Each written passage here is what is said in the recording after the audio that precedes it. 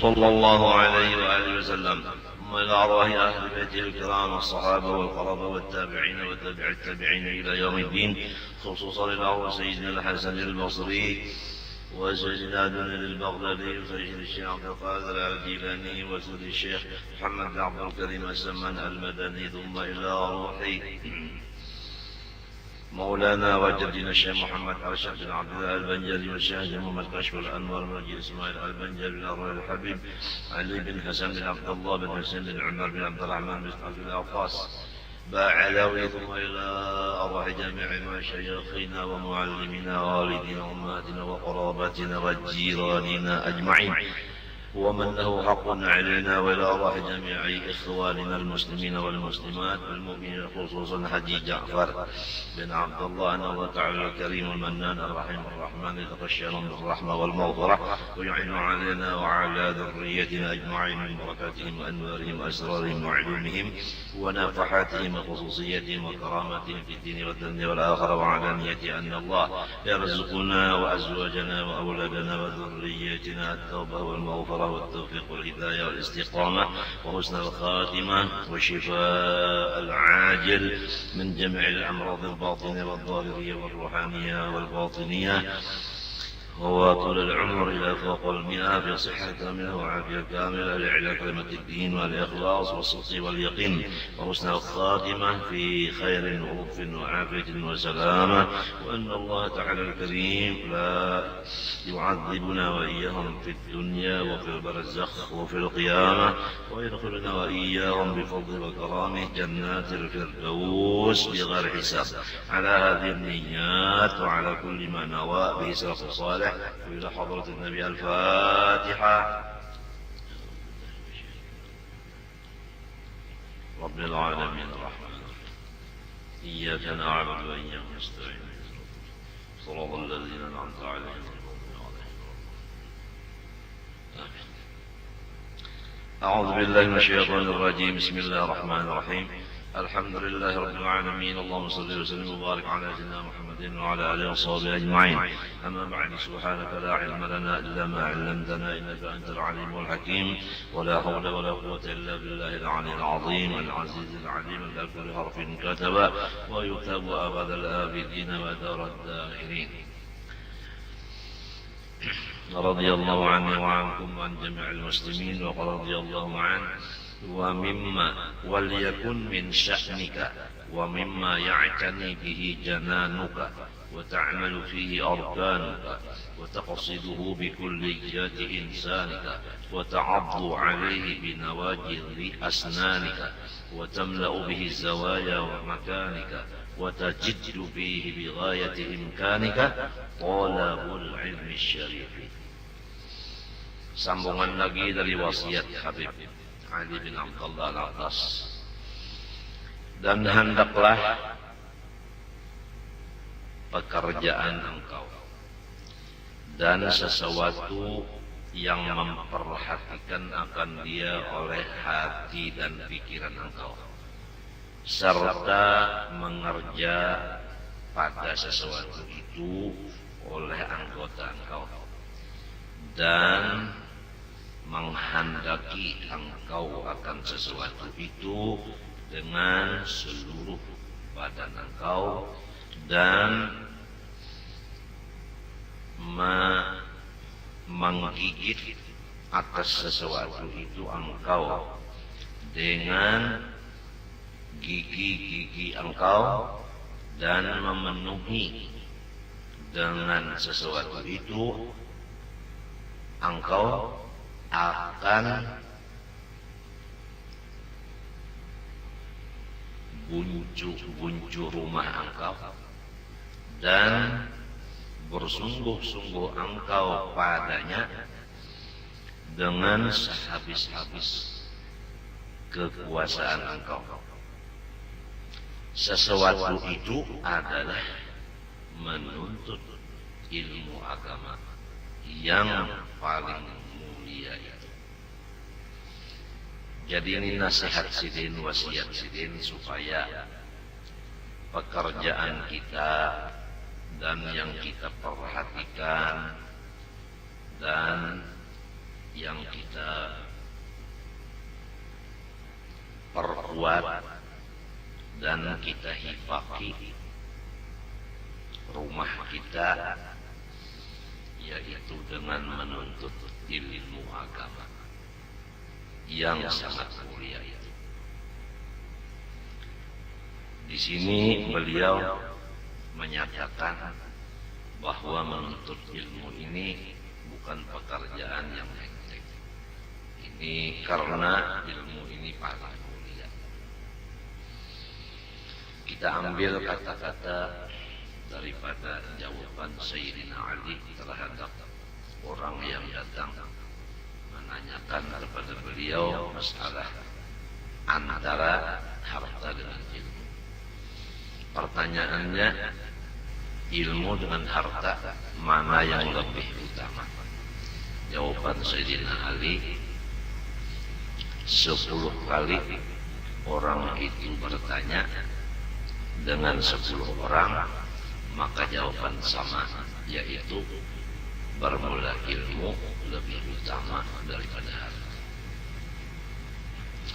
Di sini menunjukkan bahwasanya orang alim lebih daripada orang sufi.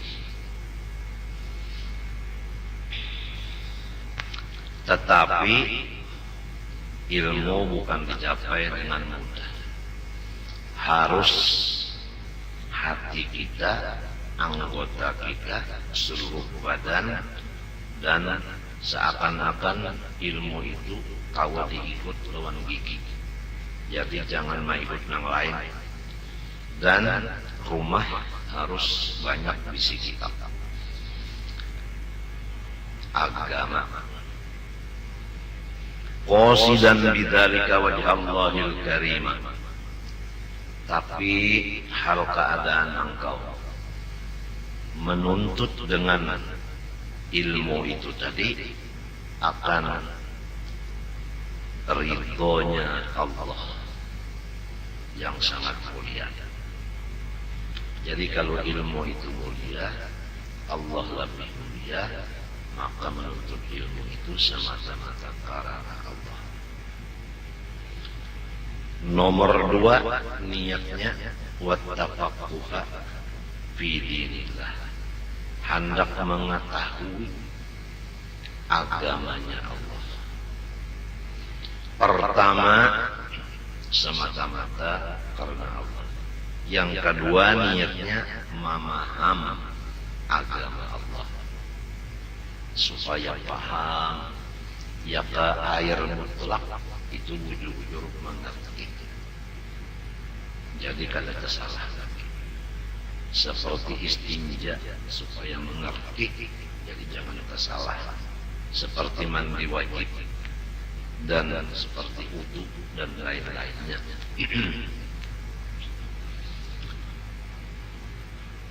Niat semata-mata karena Allah dan memaham agama Allah supaya jangan salah.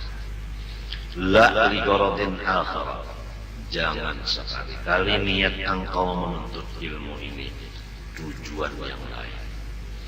Minal hududil faniyah, daripada pendapatan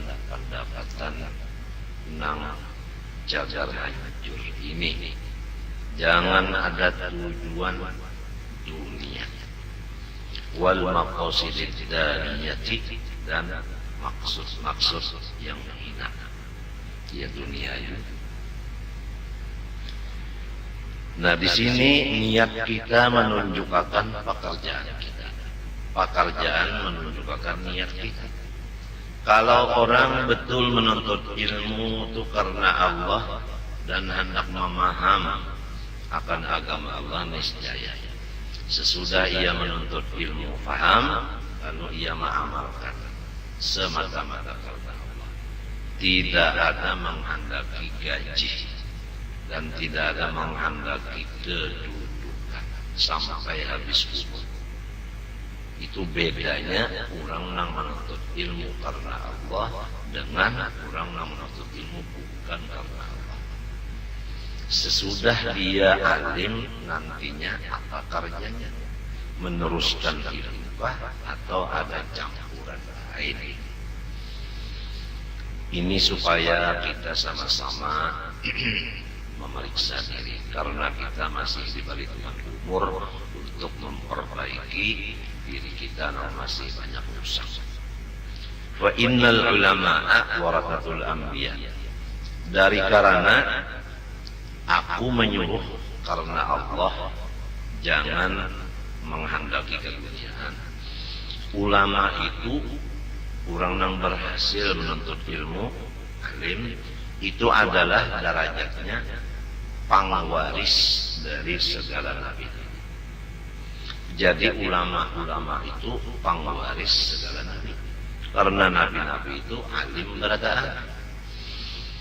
Jadi pengwarisnya adalah ulama. Nah, oleh sebab itu masing-masing ada yang ulama mewaris Nabi Isa, maka kerjaannya seperti Nabi Isa halnya.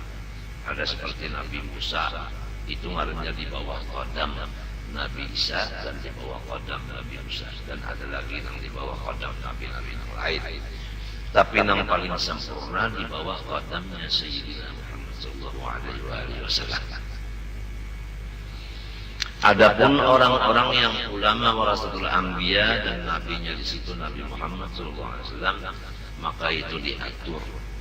Ma'rifatnya kepada Allah Subhanahu wa taala diatur sesudah dia mengaji ma'rifat yang pertama, yaitu mengenal akan Allah dengan jalan tauhid. Kemudian dia mengenal akan Rasulullah SAW yaitu dengan jalan nur. Kemudian yang diamalkannya siang dan malam adalah thariq musyahadah Nur Muhammad sampai kepada maqam terbuka hijab maknawi, yaitu kada tertinjau lagi dari Rasulullah SAW sekejap mata pun. Maka itulah yang disebut orang yang mewaris Rasulullah SAW.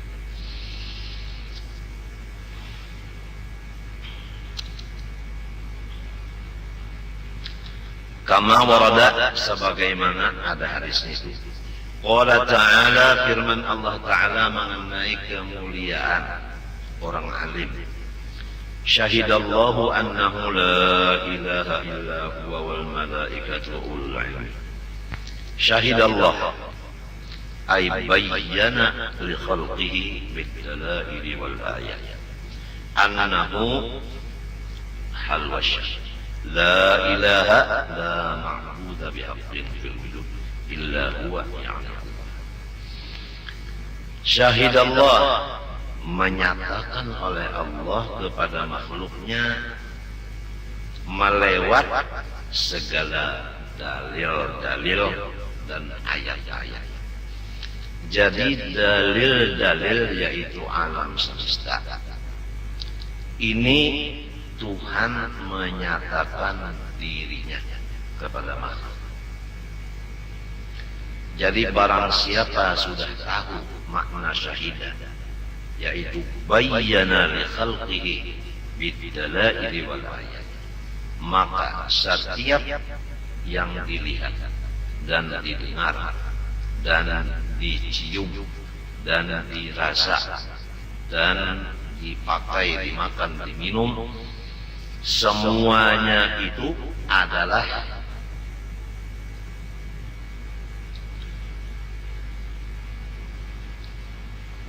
wasilah kita untuk mengenal Tuhan,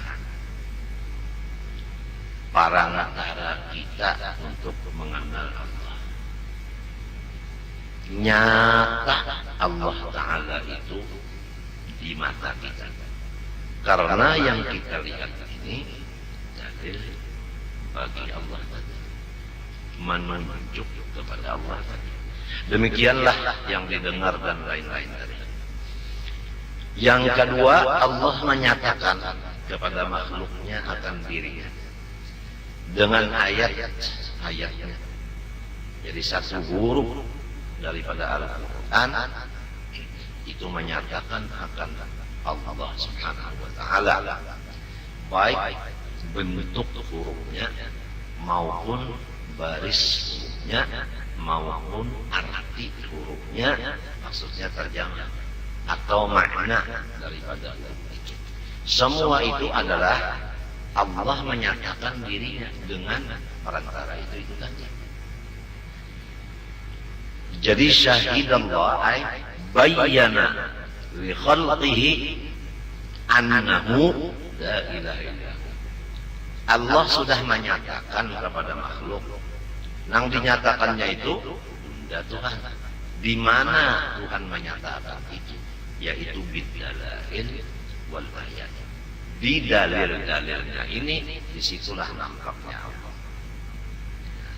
Dan di ayat-ayatnya.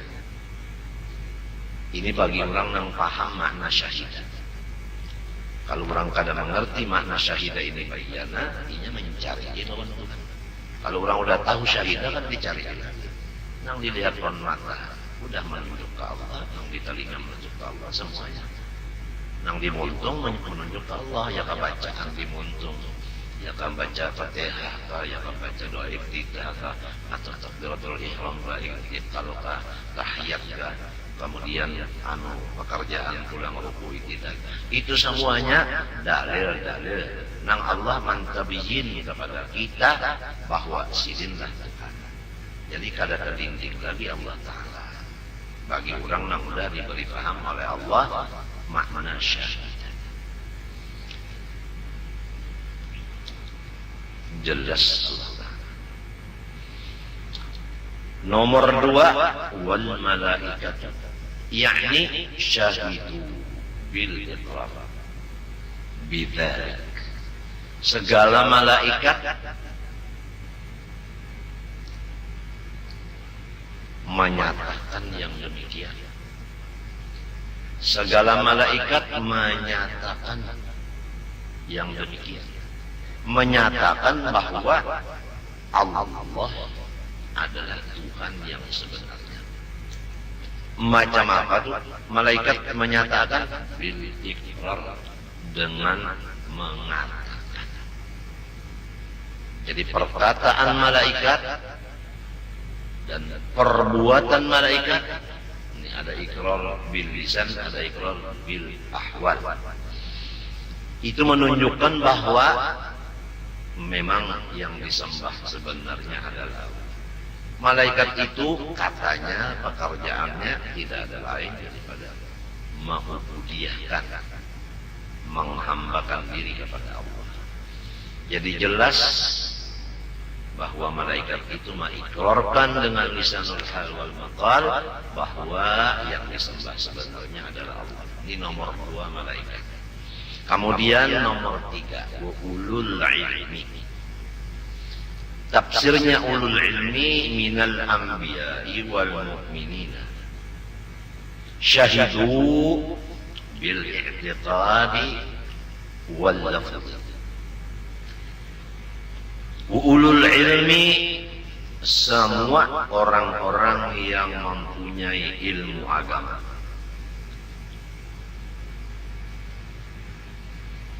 Menyaksikan. Tafsirnya ulul ilmi minal anbiya, semua nabi-nabi. Ini nomor 3. Wal mu'minin, semua orang yang beriman. Menyaksikan. Syahidu, mereka menyaksikan bil i'tiqad, dengan meyakinkan. Jadi ulul ilmi minal anbiya wal mu'minin. Nabi-nabi dan orang yang beriman, bukan nabi, ini menyaksikan bahwa Allah adalah Tuhan yang sebenarnya. Bil i'tiqad, dengan keyakinan hati. Wal lafzi, dengan iqrar lidah. Asyhadu an la ilaha illallah. Ujar semua nabi, ujar semua orang beriman. Kenapa jadi nabi-nabi orang beriman tadi? Meyakinkan bahwasanya nang dilihat lawan mata ini dalil Allah, nang didengar oleh telinga dalil Allah, huruf-huruf Quran itu dalil Allah. Kenapa? Karena mereka itu mengikatkan yang demikian. mereka itu percaya bulat yang demikian. Nang kedua, mereka itu mengata dengan lidah, asyhadu alla ilaha illallah. Aku mengikatkan dan aku menyatakan dengan lidah bahwa aku menyaksikan dengan mata dan telinga bahwa memang Allah itu Tuhan yang sebenar-benarnya disembah. Syahidnya di sini mengenai derajat pangkat kurang nang alim, yaitu nomor 3 sesudah malaikat dan Allah. Allah nomor 1, nomor 2 malaikat, nomor 3 orang alim. Orang suci kada ada tertulis. Orang jadi raja maaf jalan kada tertulis. Nang tertulis wa ulul ilmi, bukan wa ulul duiti, wa ulul pangkat, tidak ada.